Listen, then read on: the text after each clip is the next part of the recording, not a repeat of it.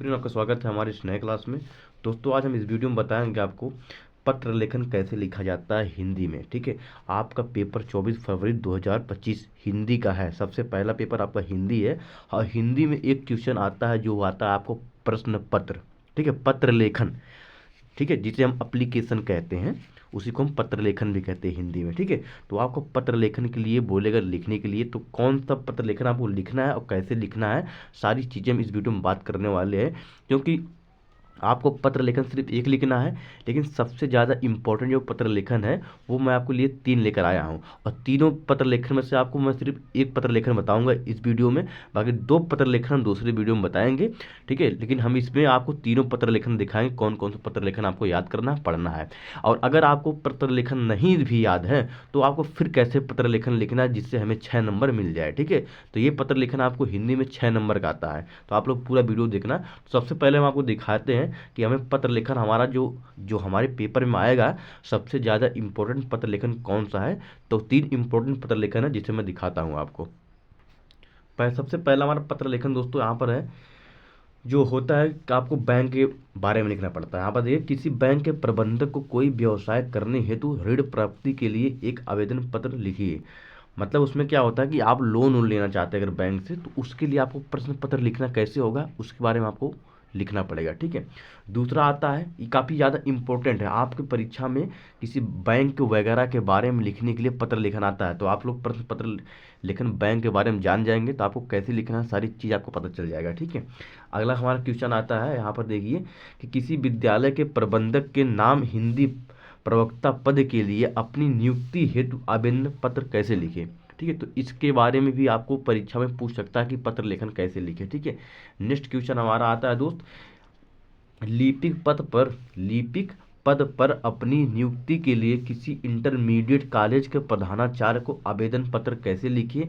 ठीक है, ये भी इम्पोर्टेंट है। और हमारा अथवा करके एक प्रश्न इसी में और देता है, जो भी आपका उत्तर, दोनों प्रश्नों का उत्तर आपका एक ही लिखना पड़ेगा। ठीक है, यहाँ पर लिखा गया है कि स्थानीय उच्चतर महाविद्यालय में लिपिक की इस रिक्त पर नियुक्ति हेतु विद्यालय के प्रबंधक महोदय को एक प्रश्न पत्र लिखिए। यहाँ पर एक चीज़ आपको समझना ये है कि जब यहाँ पर उच्चतर लिखा हो, यहाँ पर देखिए स्थानीय उच्चतर महाविद्यालय मध्य विद्यालय में लिपिक के रिक्त पद पर नियुक्ति हेतु विद्यालय के प्रबंधक महोदय को एक प्रश्न पत्र लिखिए, तो आप लोग समझ जाइएगा कि ये एक कॉलेज के प्रधानाचार्य को पत्र लिखने के लिए बोल रहा है। ठीक है, तो सबसे पहले हम आपको पहला बताएंगे, जो आपका दोस्त यहाँ पर है, किसी बैंक के प्रबंधक को कोई व्यवसाय करने हेतु ऋण प्राप्ति के लिए एक आवेदन पत्र लिखिए। तो ये आपको कैसे लिखना होगा, सारी चीज़ें आपको समझना है इसमें। ठीक है, ज़्यादा कुछ आपको याद करने की जरूरत नहीं है, वीडियो को पूरा देखना, आपको समझ में आ जाएगा।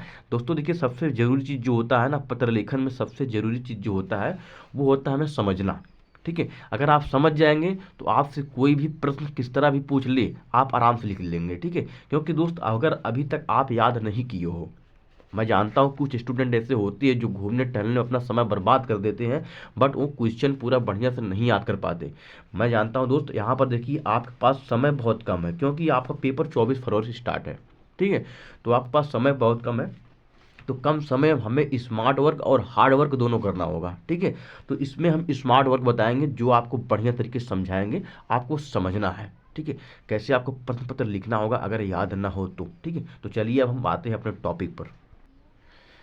यहाँ पर देखिए दोस्त, सबसे पहले आपको दिखा देंगे एक बार पूरा तरीके से बढ़िया से किस तरह हम याद करके लिखते हैं, उसके बाद हम बताएंगे आपको लास्ट में कि अगर हमें याद ना हो तब हम कैसे लिखते हैं। ठीक है, तो ये हमारा टॉपिक क्या है, यहाँ पर सबसे पहले हमें डालना होगा दिनांक। ठीक है, पहला क्वेश्चन आपको बता रहे हैं, ठीक है, जो हमारा बैंक द्वारा लिखा जाता है। ठीक है, यहाँ पर पहले आपको डालना होगा दिनांक। दिनांक आप कुछ इस तरह लिखना होगा, यहाँ पर आपको प्रश्नोत्तर नंबर डालना होगा, जो भी क्वेश्चन आपका, जिस भी क्वेश्चन के नंबर होंगे, ठीक है, प्रश्नोत्तर नंबर आपको डालना होगा। इतना तो आपको पता है क्योंकि आप लोग 10 बोर्ड एग्जाम दे चुके हैं, है ना।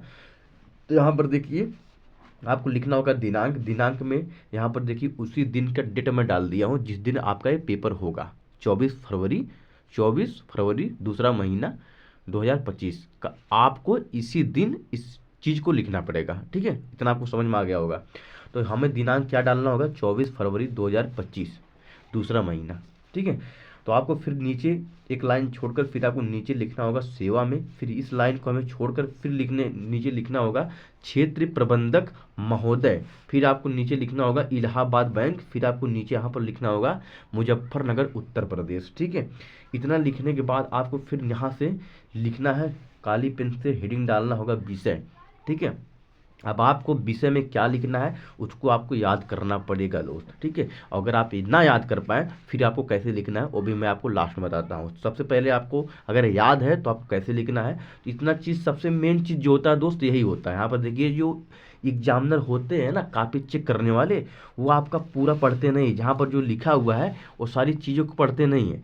सबसे पहले आपका यही मेन चीज़ देखते हैं कि लड़का लिखा क्या है, कैसे लिखा है, उसके लिखने का तरीका देखते हैं बस आपकी। क्योंकि दोस्त देखिए एग्जामिनर के पास इतना सारा पेपर कॉपी होता है ना, जो उनको याद करने, जो उनको जांचने में काफ़ी समय लगता है, इसीलिए वो कॉपी को ज़्यादा पढ़ते नहीं है, क्योंकि वो एक महीने में उनको रिजल्ट निकाल कर सबका देना पड़ता है। आप लोग का जब रिजल्ट आता है तो 1 से 1.5 महीना लगता है। ठीक है, तो 1 से 1.5 महीने लगातार कॉपी चेकिंग होती है, उसके बाद क्या करते हैं वो रिजल्ट निकाल कर दे देते हैं। तो इतना उनके पास कापियाँ रहती है तो जांचने के लिए, तो पूरी कापियों को एक एक शब्द को पढ़ते नहीं हैं।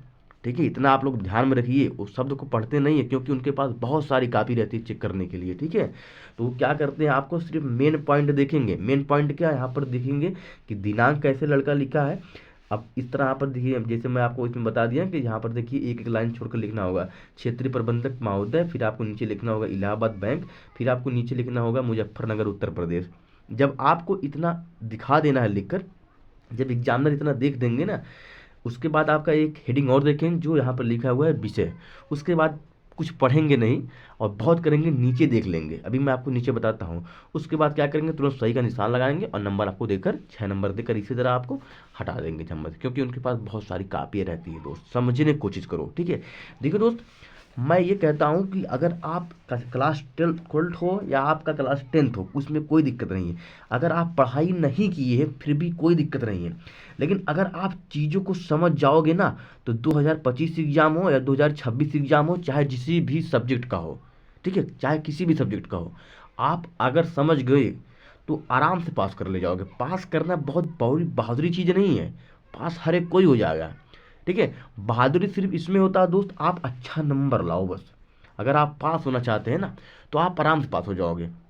जो जो मैं ट्रिक बता रहा हूँ आप आराम से पास हो जाओगे। सिर्फ बहादुरी किसमें होती, अच्छा नंबर लाना। और अच्छा नंबर कब लाओगे, जब आप मेहनत करोगे, याद करोगे, तब आपको अच्छा नंबर मिलेगा। इसी तरह आपको नंबर अच्छा नहीं मिल सकता। तो कुछ स्टूडेंट ऐसे होते हैं जो, मैं अगर बताऊं तो आपको दोस्त 50% लोग ऐसे होते हैं जो सोचते हैं कि मैं सिर्फ पास हो जाऊं, चाहे सेकंड पास हो या फर्स्ट पास हो, सिर्फ पास हो जाऊं बस, हमें नंबर से ज़्यादा मतलब नहीं है। ठीक है, और कुछ स्टूडेंट ऐसे होते हैं जो सोचते हैं मैं टॉप कर जाऊं, और कुछ स्टूडेंट ऐसे होते हैं जो सोचते हैं कि हम अच्छा नंबर सिर्फ हमारा आ जाए, हमें टॉप करने की ज़रूरत नहीं है। ठीक है, तो स्टूडेंट जो होते हैं वो कई प्रकार के होते हैं भाई साहब हैं। यहाँ पर हम बात कर रहे हैं अगर आपको ना याद हो, अगर आप क्वेश्चन को नहीं याद कर पाए हो, लेकिन तब कैसे लिखना है, तब कैसे हमें प्रश्न पत्र लिखना है ताकि हमारा जो 6 नंबर आता है वो 6 नंबर छूटे ना, हमें मिल जाए। देखिए दोस्त हिंदी का एक ऐसा सब्जेक्ट है ना, अगर आप इसको समझ जाओगे, क्योंकि हिंदी सबसे सरल चीज़ होती है, 100 नंबर का आता है, इसमें आपका प्रैक्टिकल नहीं होता। सबसे सरल सब्जेक्ट आपका हिंदी है। अगर आप इसको समझ जाओगे तो आपको फिर कोई हरा नहीं सकता। इसमें बहुत ज़्यादा कुछ याद करने की ज़रूरत नहीं पड़ती। ठीक है, और अच्छा अच्छा नंबर मिल जाता है इसमें। जब आप लोग बायोलॉजी का एग्ज़ाम दोगे, फिजिक्स का एग्ज़ाम दोगे और केमिस्ट्री का एग्ज़ाम दोगे, तो उसमें आपको मैं बता दूं एक चीज़ ध्यान रखना कि आपका एक क्वेश्चन जो 2 नंबर या 3 नंबर का रहेगा, उसमें कई लाइन, लगभग 5-6 लाइन, 7 लाइन, 8 लाइन आपको लिखना पड़ेगा। आपका न्यूमेरिकल होगा या आपका परिभाषा होगा या आपका फार्मूला होगा, किसी न किसी प्रकार से आपको लिखना पड़ेगा। तब जाकर आपको क्या करना है, तब आपको 3 नंबर या 2 नंबर मिलेगा। आप किसी भी परीक्षा में जाओ, किसी भी पेपर, यहाँ पर जो साइंस होता है ना, फिजिक्स केमिस्ट्री बायोलॉजी, मैं तीनों साइंस की बात कर रहा हूँ, अगर आप इन तीनों साइंस में किसी भी पेपर को उठाकर देखोगे ना, तो उसमें सबसे ज़्यादा जो क्वेश्चन आता है वो आता है 2 नंबर और 3 नंबर का। ठीक है, लेकिन जो हमारा हिंदी का पेपर है, इसमें आपको सबसे ज़्यादा जो क्वेश्चन देखने को मिलेगा ना, वो आपका 5 नंबर, 7 नंबर, 9 नंबर। ठीक है, और उसके बाद जो हमारा बहुविकल्पी ऑब्जेक्ट क्वेश्चन होता है वो आपका 10 नंबर में आता है।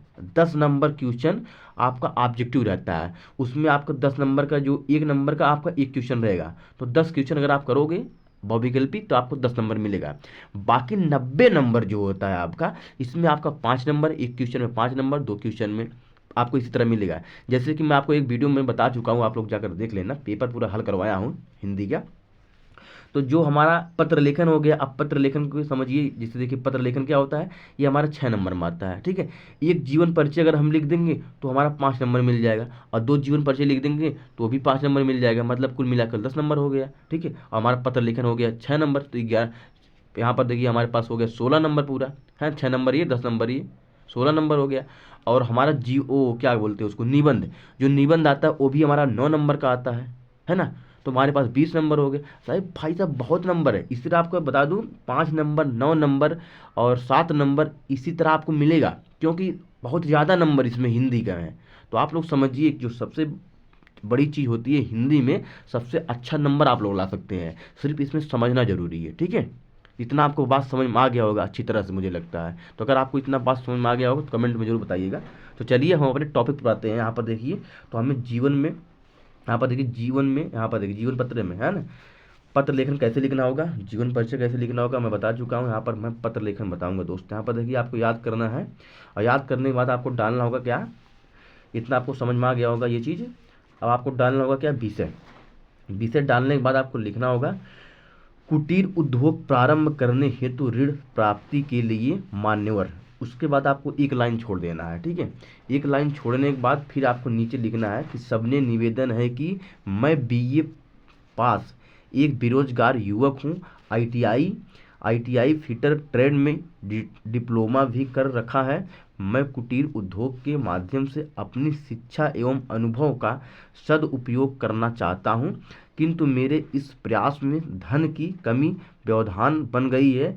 अपने घर से थोड़ी दूर स्थित एक दुकान में लीड मशीन स्थापित करना चाहता हूं। इस आवेदन के साथ मैं अपने सारे संबंध दस्तावेजों की प्रतिलिपियां भेज रहा हूं। अतः आपसे विनम्र निवेदन है कि नियमानुसार, यहाँ पर देखिए, यथासंभव आसान किस्तों पर मुझे ऋण प्रदान करने में की कृपा करें।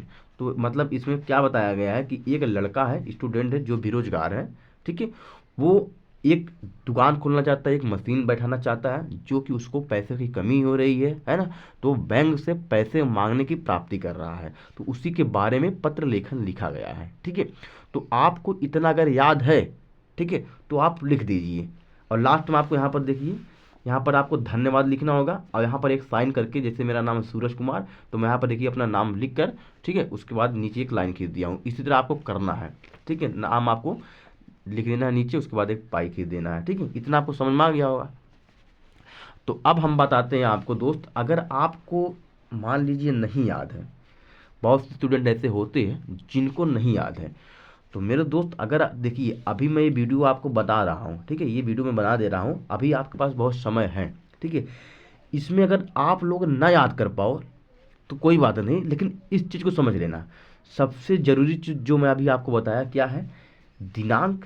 यहाँ पर इतना चीज़ देख रहे हो ना, इतनी चीज़ आपको सही सही लिखना होगा। उसके बाद यहाँ पर विषय में क्या लिखना है, यहाँ पर आपको इतना सही लिखना होगा, जैसे लिखा है ना, कुटीर उद्योग प्रारंभ करने हेतु ऋण प्राप्ति के लिए मान्यवर। तो इतना चीज़ आपको सही लिखना होगा। बाकी आपको क्या करना है, नीचे हेडिंग डालना होगा धन्यवाद, काली पेन से डालना, ठीक है, जैसे कि यहाँ पर लिखा हूँ, ठीक है। और उसके बाद अपना साइन कर देना है।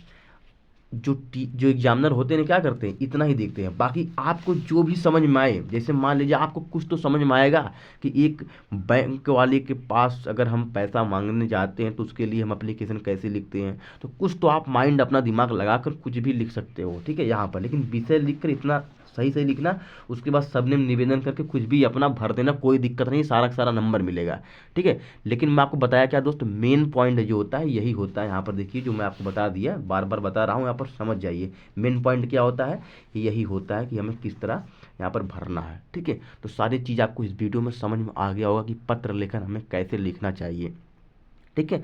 तो इसमें आपका 6 नंबर जो दोस्त आता है ना, वो 6 नंबर आपको मिल जाएगा पूरी बढ़िया तरीके से, ठीक है। तो वीडियो आपको कैसा लगा कमेंट बॉक्स में जरूर बताइए दोस्त। हमारा चैनल नए चैनल को सब्सक्राइब कर लीजिए, क्योंकि इसमें आपका फ़ायदा है, मेरा कोई फ़ायदा नहीं है, ठीक है। आप अनसब्सक्राइब कर देना, बाद में कोई दिक्कत नहीं होने वाली जब आप लोग पास हो जाना, ठीक है। और वीडियो को लाइक करना, क्योंकि आपके एक लाइक से, एक कमेंट से मैं मोटिवेट होता रहता हूँ, है ना। फिर मिलते हैं नए टॉपिक साथ नए वीडियो में, तब तक के लिए धन्यवाद। जय हिंद।